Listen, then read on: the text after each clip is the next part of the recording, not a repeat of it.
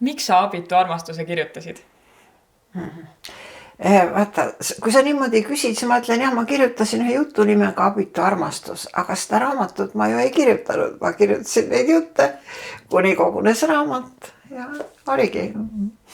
Et ma ei tea, miks mõned olid tellimustööd, mõned nagu tulid välja iseendast, tahtsin kirjutada ja kirjutasin. Seal ühes üsna esimestest juttudest, võib-olla oligi esimeses, on üks sõna, mida nüüd enam eesti keeles ei peeta nii ilusaks. Mustanahalise kohta täpsemalt. Jah, seal on üks sõna ja see on huvitav, see novell ilmus kõigepealt Loomingus. Sõna oli sees. Siis Adam Kallen tõlkis ta inglise keelde, aga seal ei olnud enam seda sõna, vaid see oli asendatud. No ma ei tea, mina panin nii nagu ma olen harjunud rääkima ja toimetaja asi on siis edasi käituda. Aga eesti keeles teda välja ei toimetatud? Ei kummaski, ei Loomingus ega jutukogus. Aga keegi ei ole kritiseerinud seda sõnavabadust? Ei ole, vaat ma ilmselt olen nii niši autor, et ma ei ärrita niisuguseid tegeled. Sa oled öelnud, et sa oled päris enesekriitiline ja selline petise sündroom ikkagi nagu vaevab, et kogu aeg on tunne, et millal mind paljastatakse, millal nüüd saadakse aru, et tegelikult ma ei ole ju mingisugune kirjanik. Jah, võib-olla ma kunagi ütlesin seda, aga see teema mind üldse enam ei eruta, mind ei huvita. Ma kirjutan ja miks ma kirjutan? Minu elus on praegu väga vähe naudinguid, on ainult palju kohustusi ja palju asju, mis mulle ei meeldi. Mulle ei meeldi hommikvõimlemine näiteks, ma ei tegele sellega. Mul on vaja keeta ja küpsetada, see mulle ei meeldi, aga ma pean seda tegema. Ainuke asi veel või üks väheseid, mis mulle praegu meeldib, on kirjutamine. Ja ma kirjutan ja mind nüüd enam isegi ei huvita, kas see on kellegi meelest hea või halb, kas ma kuulun kuhugi või ei kuulu. Ma teen seda iseenda jaoks. Ja enda sisemise kriitikuga sa oled ka rahu teinud? Sellega rahu teha on väga raske, et sa ikkagi kritiseerid ennast, aga mis siis? Ja kuna see looming on ju niisugune asi, mis sa kindlasti tead omast käest pakub rõõmu, see tegemine. Ühtemoodi sellele Salomon Vesipruulile kui Edward Bornele, eks ole, et siis las olla. Kui aus kirjanik peaks olema? Miks kirjanik peaks aus olema?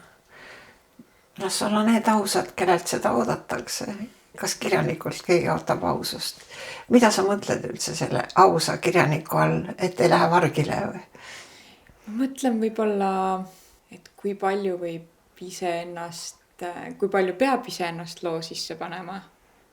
Mingisuguseid autentseid kogemusi või tundeid? See vana trafarett on, et igaüks paneb natuke midagi ennast oma loomingusse, aga ma ei võtaks niisuguseid kohustusi. Ma kunagi aastate eest vedasin mitu aastat diskussioone või paneele Soome Helsingi raamatumessil. Ja seal kerkis mitu korda esile see küsimus, et kui aus peab olema kirjanik, kas kirjanik tohib valetada. Tekkis muidugi diskussioon, eks ole, ja lugejad olid rohkem selle poolt, kirjanik ei peaks valetama ja kirjanikud jäid rohkem sellele seisukohale, et kirjanik võib valetada.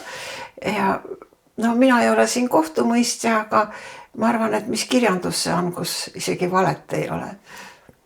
Jah, tore ütlus on ju see, et tõde peaks olema seal nii palju, et vale koos püsiks. Ja nagu see laul on jutus nii, et vale seisaks koos. Just. Selles novellikogus või jutukogus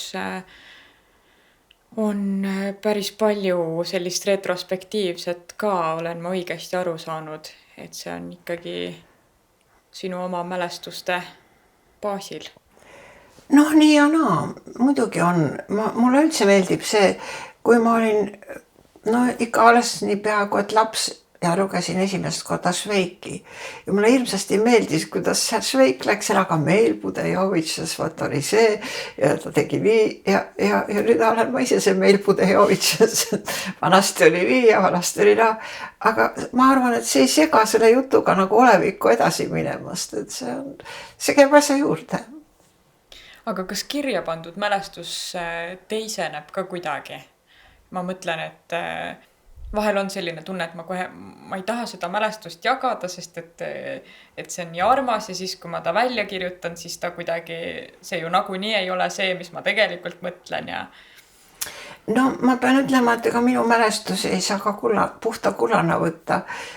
See kirjaniku valetamine on mulle üsna meelepärane.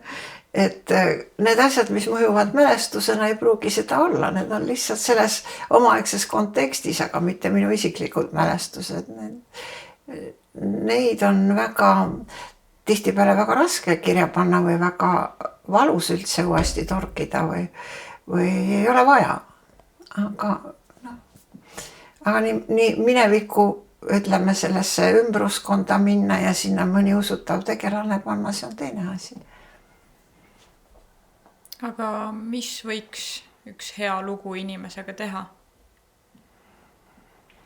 Ma mõtlen, mis minuga on teiste autorite head lood teinud. Ma hindan väga niisugust kirjandust, mille sünnist ma ei saa nii hästi aru. Mul ei ole selge, kuidas ja miks autor selle asja peale on tulnud, aga see asi puudutab mind.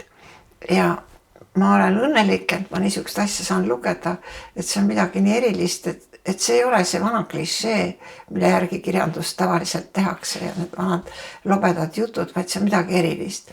Isegi kui ma seda ei mõista. Et ma hindan seda ja ma arvan, et need lugejad, kes minu moodi mõtlevad, hindavad ka, et neid puudutab see kirjandus võib-olla. Tere, proua!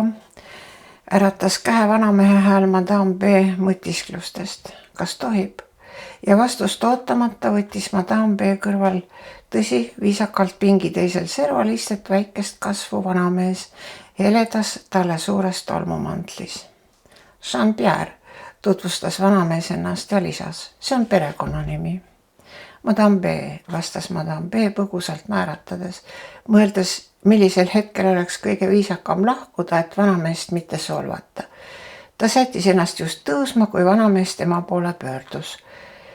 Vabandage, madame, te vist olete pensionär. Madame ei vastanud. Pensionär, see vihjas ju otseselt tema vanusele. Miski, mida viisakas härrasmees endale ei lubaks. Madame B tundis, kuidas ta tahtmatult tõredaks kisub ja esialgu üsna sümpaatsena tundud vanamees ebameeldivaks muutub. Ta tõusis, et minema minna, aga vanamees jätkas. Teie puhanud välimusest järeldan, et küllap olete varakult pensionile jäänud, oma 10 aastat vaba põlve nautinud. Ma pole veel pensionil, vastas Madame B endalegi ootamatu trotsiga. Siis on teil kerge tubane töö, mida ka vanas eas teha jaksab. Madame B vaikis ja vastas siis. Mitte ainult. Mul tuleb küllalt sageli väljas viibida. Tundide kaupa õues seista. Kabalava ilmaga ja jahedas, see polegi nii kerge. Aga hea on teada, et võite kas või homne päev pensionile jääda, sest vanus. Kui te mõtlete, et 60, siis see pole veel mingi vanus. Kõik oleneb pigem tervisest. Ma ei saa aru neist streikijatest ja protestijatest. See on lihtsalt meie armsate prantslaste rumal komme. Alati peab uutele ideedele vastu punnima. Enne mässatakse ja siis mõeldakse. Kui te oleksite prügivedaja, ajaksite teist juttu, ütles vanamees resoluutselt. Ja eks igaüks taha, et teda ära kuulataks. Ta muredele kaasa elataks, isegi siga tahab sügamist. Rahvas oma hädadega on üksi jäetud. Madame B meelest oli kohatu võrrelda rahvast sigadega. Ta vaikis viivu ja päris siis. Kas teie olete prügivedaja? Mina mitte, mina olen luuletaja.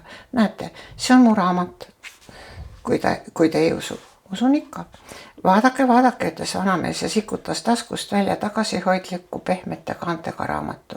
Charles Baudelaire, Le Fleur du Mal. Olete kindlasti kuulnud, võib-olla isegi lugenud. Charles Baudelaire, see on minu pseudonüüm.